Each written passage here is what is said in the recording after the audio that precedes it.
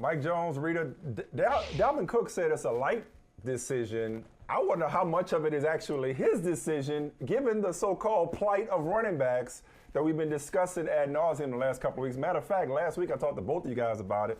Michael Holly's back, and he still ain't seen the light when it comes to the reality of the situation here. Since we last talked, Mike Jones, running backs and that they'll Zoom and whatnot, and they try to come up with solutions to what I don't really think is that much of a problem. And here's my issue with some of the solutions, Mike Jones. If you take the running backs and they kind of form their own union or a performance-based fund for running backs, or we adjust the compensation model for running backs, like, are they football players or not? What's to stop every other position group and every other player from being like, well, hold on for a second. Let's reevaluate how we're paid, how we're compensated, how we're viewed. Honestly, and this sounds harsh, Mike Jones, it's kind of just like tough shit. It's a tough position. It's a tough job. But it's kind of tough shit when it comes to running backs at this point. What say you? No, I agree with you. I've been blowing up the phones, texting, all things, talked to longtime NFL veterans, guys who used to be in leadership on the NFL Players Association. And they're like, dude, they were on the calls. When we agreed to the CBA, they saw the figures for what the franchise tag was. They agreed to this. It's not like they just all of a sudden found out that, oh, the numbers aren't going up for the running back for the franchise tag. So they can have Zooms, but they're not going to be able to change anything unless they all agree that if we get franchise tagged, we have a hold-in type of situation and we're not going to play. But otherwise, they really can't do anything. They need to get with their agents and find a way to negotiate and have more leverage. But this CBA is not going to change for a long time. And they either didn't pay attention when they had the chance to vote against this CBA, or they didn't have the foresight to make sure they didn't get in this type of situation. Reeta, what's the solution there, Reeta? Like, help us make this meeting, help them make this Zoom meeting more meaningful. What's the solution to their so-called problem? That's a good question. I mean, you made a valid point that if they break off from the union and try to create their own, it probably creates a domino effect for other positions as well. And so that's not going to help anybody. And as you guys have already mentioned, the CBA is what it is. I believe it's till 2030. One thing I do remember, though, about this current CBA, it didn't get overwhelmingly passed, and it barely passed by the skin of its teeth the last time I can recall, which tells me that people did read it and didn't like it. However, they just didn't have enough votes to go against it and try all over again. So that's where the problem therein lies, right? You probably got guys didn't like the terms, but unfortunately their counterparts did. And so now they're in this position. So I agree that the agents are probably the best way to do it, and then try to figure out a way for upcoming running backs coming in to try to help change the narrative. Because I think for guys that are currently playing, there's not much you can really do in this situation. You're stuck in a CBA that you don't like. You really don't have any leverage. Yeah, 7 more years. So I don't think that this particular group of guys can do anything. I think where it really lies is to the future guys that potentially are coming in, and they could possibly make a difference into what the running backs are, what they believe they should be receiving. Sounds like you guys really don't want to fight City Hall. You know what I mean? I don't know. It's not about trolling. It's not about trolling, Mike. How? What's the how? What's the how? I'm not saying don't fight City Hall. I'm saying what's the solution? I'll tell you what's this. the how? Okay. What's your plan? Yeah, I don't know if it's strategize, if it's a solution. organize, mobilize. Here we go. Here's something you could do just to bring attention, because part of it is you need allies. Like what you described, Mike, that's the worst thing. That's the worst thing. That's the worst thing for running backs, for them to break off and then to have other positions saying, well, we're going to do the same thing. No. You want somebody to hear your story and to feel sorry for you a little bit and to fight for you. And the reason that could happen is because we saw those numbers. You put those numbers up again, Gary, where the franchise numbers, we have $5 million on special teams. And then it's $10 million on running backs. And I think the next closest position is what, 14? It's $14 million. So there's like a pretty good gap. I'll feel sorry for you because I'm making more money than you are. So I'm trying to help you out. And you're not taking money from somebody else to put it in their pockets either. Right. There it is. Look at it. Oh, I'm sorry. Safety, tight end, then safeties. So tight end. Who's giving money to running backs? Who's giving their piece of the pie to running backs because we feel sorry for you. And Daniel Jones should give his money. I know one person that should. Daniel Jones should. There's a two-tiered solution here, I guess, or a two-tiered progression. I don't know if it's a solution, but it just kind of inches us forward a little bit. And one of them is the top guys taking a hit. Like, it is Saquon Barkley, it's Nick Chubb, it's Josh Jacobs saying, I'm not going to give you my services. I'm just not going to do it. Okay. They all stand together in solidarity. That sounds good, Mike. That's kind of I know the problem. Bite your face. I got you. I got you. It's not perfect. But here's the other one. And Mike, and you tell me about this. One day, they all decide one day, could be week 3, week 5. All the running backs saying, you know what? We ain't playing. Right? We're not playing. All right. We're not going to play. Okay. Yeah. One game. Okay. We're not going to play. But here's the problem. They couldn't get these guys. They couldn't get these guys unified enough to withstand the last CBA because there were guys who were worried about not getting their paycheck. So they were like, look, we need to get back on the field. We're not going to drag this lockout any further than that. You're not going to get these running backs to all agree like that. And here's also the problem. If you sit out, running backs are a dime a dozen. You are opening the door for the next guy to come in here who is a mid-round draft pick and come in here and show that, actually, we can win with this guy, too. Oh, I hate that so much. Because you don't need that. Right. Because you don't need a running back as much as you need a running game. You got to move on, though. Mike Smith. I just realized something. Before that, I'm going to say this real quick. Mike Smith, say this real quick. Keep that in mind when you're drafting your dynasty and your fantasy football. Don't worry about it. Whoever, just draft any running back, Mike, and you'll win the league. Don't worry about it, baby. Don't worry about it. I invented zero running back, but that's a discussion for a different show. This is my first show in my entire career. I realized this today. In my entire career, this is the first television program or streaming program, whatever, podcast, whatever, in which Daniel Snyder has not been the owner of the Washington professional football franchise. This is like, it's like, ADS. You're just not gonna call them by their name, though. You're just not gonna call them. They have a name. You don't like it. Well, for how much longer? But it's also changed so many times. The name of the team he used to own, I didn't want to say it, and now it's something else. So I just decided to go generic. Mike Jones, though, Jerry Jones said, "Oh, this is a great day for the NFL." Can you put into context just what you've heard from talking to people since the sale went through, since it actually happened, and Josh Harris and Magic Johnson are now at the helm of one of the most storied and supported, despite all the dysfunction, franchises in the NFL. Last in attendance, worst stadium situation, but people love that team. And after you, Mike Jones, Reeta, that's your backyard. You can speak to what this means as well. Go ahead, Mike. No, it is a good thing for the NFL because, look, remember, when they want to see the stadiums packed because everybody gets a slice of the pie. And so you think that the NFL, unless Daniel Snyder withholds it. Right.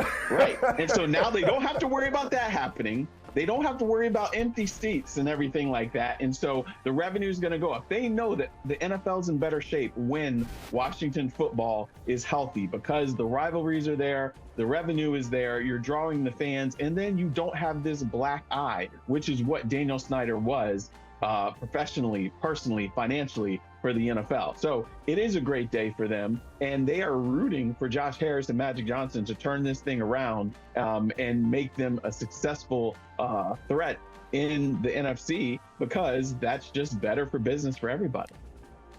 Second best team in the Beltway, though, still, right, Reeta? They're still the second best team in the Beltway. Absolutely. Now, come on now. You already know what that is.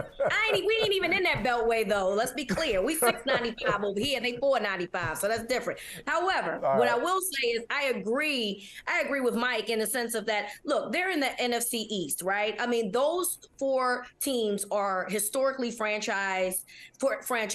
You know what I mean? And so they're extremely popular. The rivalries are very popular. People that are just casual NFL fans always tune into those types of rivalries, the Washington team and the Cowboys, the Giants and the Eagles. So we look forward to those those games. And so for Washington to be as bad as they've been over the past couple of years, it just lost some luster. It allowed, teams, fans of other teams to come into their stadium and take over, something that I personally have never witnessed before until the past couple of years. So it's nice to have something fresh and something new. And like Mike said, this is a revenue thing as well. I'm sure the owners are thrilled about the fact that we have some ownership that's going to actually care about the product that's put on the field. They're not going to treat this franchise just like their little toy, something to do because they're bored. They're invested in winning and trying to be a championship team, which therein really affects the rest of the NFL in a nutshell.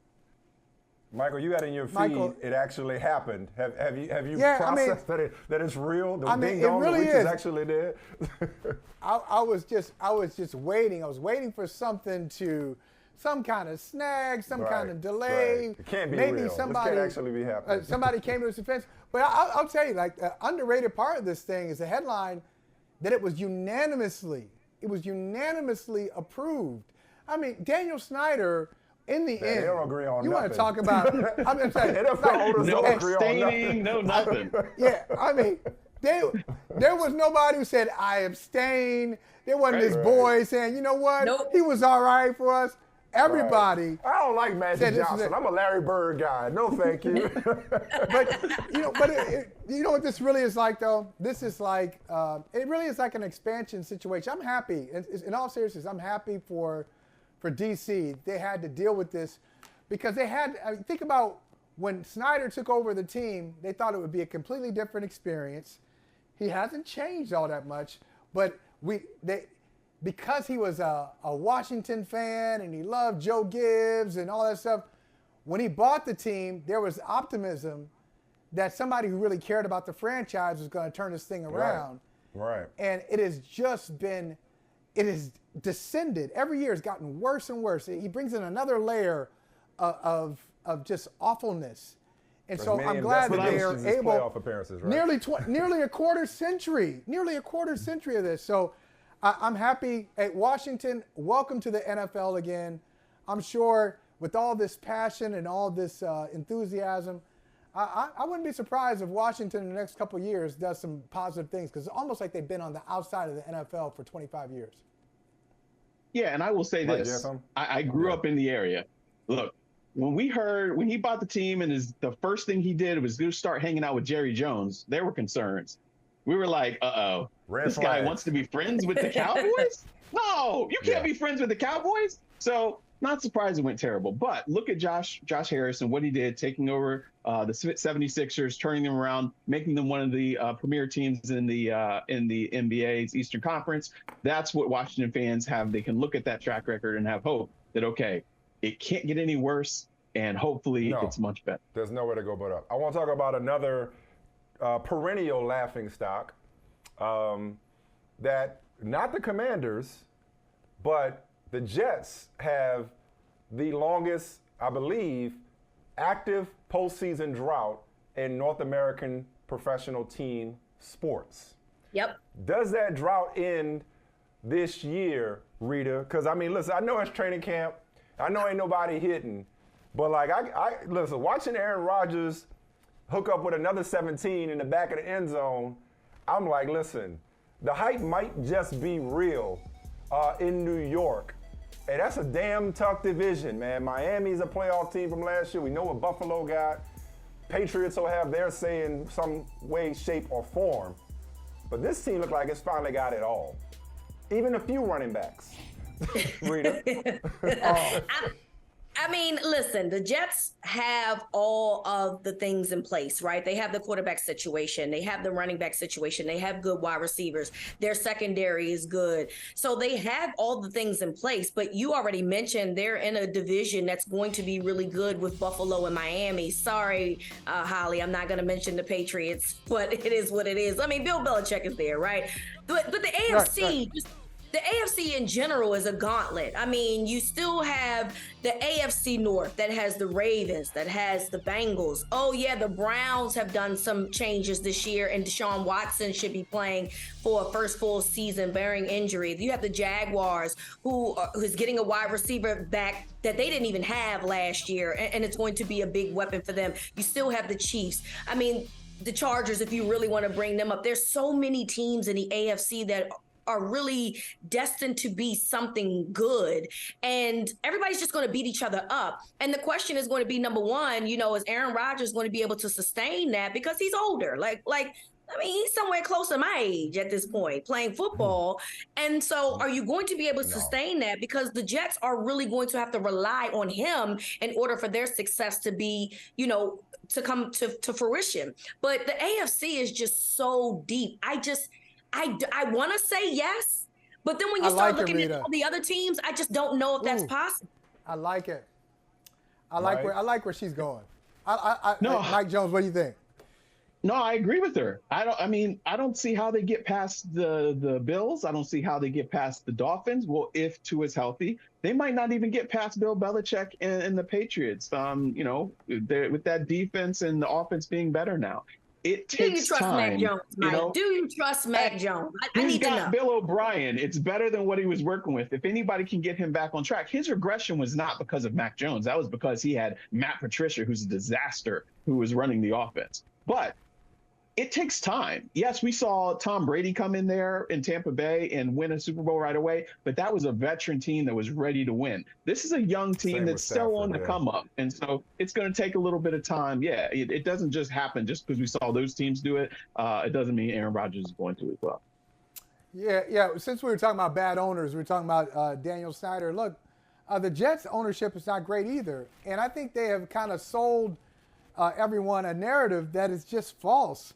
And it started last year when they said, the New York Jets owner said, hey, we're great. We got everything great. All we need is a quarterback. Excuse me? All you need is a quarterback? You haven't made the playoffs, as you mentioned, Mike. They haven't made the playoffs in a dozen years. Yeah. And you're only missing a quarterback? No, you're missing a lot more than a quarterback. The Jets need a cultural flip over. No. It's in the dirt, man. It's in the walls. It's in the soil.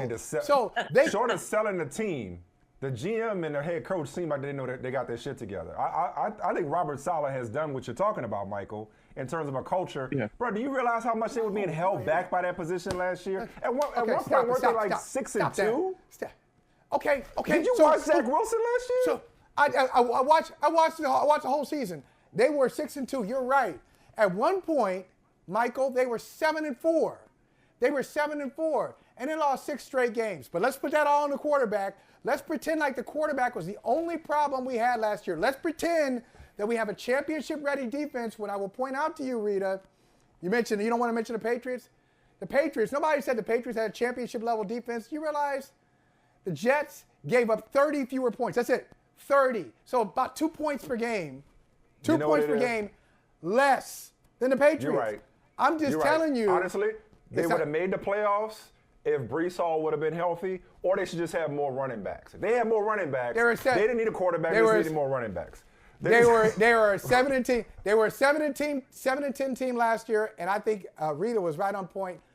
It will be an accomplishment if Aaron Rodgers, applaud him if he gets that team to the playoffs.